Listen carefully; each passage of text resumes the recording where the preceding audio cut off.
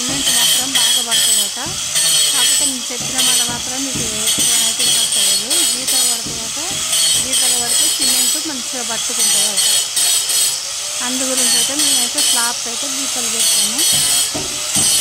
ఒక ఆయన వచ్చి అయితే కట్టెకు మిషన్ కట్టుకొని ఆ మిషన్ తోటి గీతలు అయితే కింద ఉండే కొట్టాను. చూడు ఎంత అలకటి పని వాళ్ళకి, చాలా అలకగా చేసుకుంటాను కానీ పెద్ద కష్టం లేకుండా.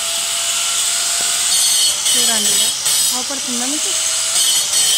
ఎవరైనా అట్లా కొట్టిస్తేనే మంచిగా సిమెంట్ అయితే పడుతుందట.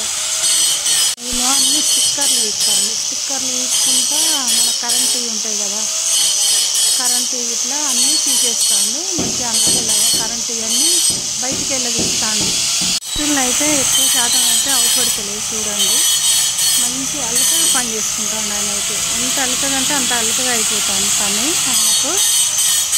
మేమైతే ఒక్క స్లాబ్కి అయితే రేటు మాట్లాడుకున్నాం కొట్టడానికి. అది ఎంతో నాకైతే తెలియదు, మా సార్లు తెలియదు. చూడు ఎంత అలకగా అయిపోతాను. ఇప్పుడు అది అయితే ఫ్యాన్ అయితే వెలుగిస్తుంది కానీ అది గట్టి ఉన్నది, అస్సలు వస్తలేదు. నేనైతే అన్నిటికైతే ట్రై చేస్తాను కదా, సలాకి పెట్టి అయితే అంతా ట్రై చేస్తాను కానీ అది గట్టిగా ఉన్నది, వస్తలేదు.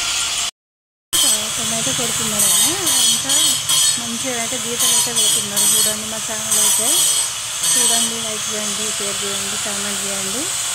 ఇక్కడనైతే ఈయనైతే ట్రై చేసుకున్నాడు కానీ వస్తలేదు. అది చాలా బాగా కొడుతుంది గీతలు అయితే.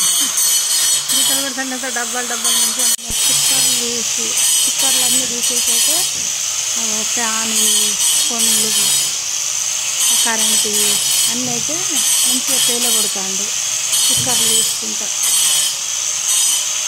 చూడండి మా ఛానల్ అయితే చూడండి, లైక్ చేయండి, షేర్ చేయండి. బాయ్ మరి.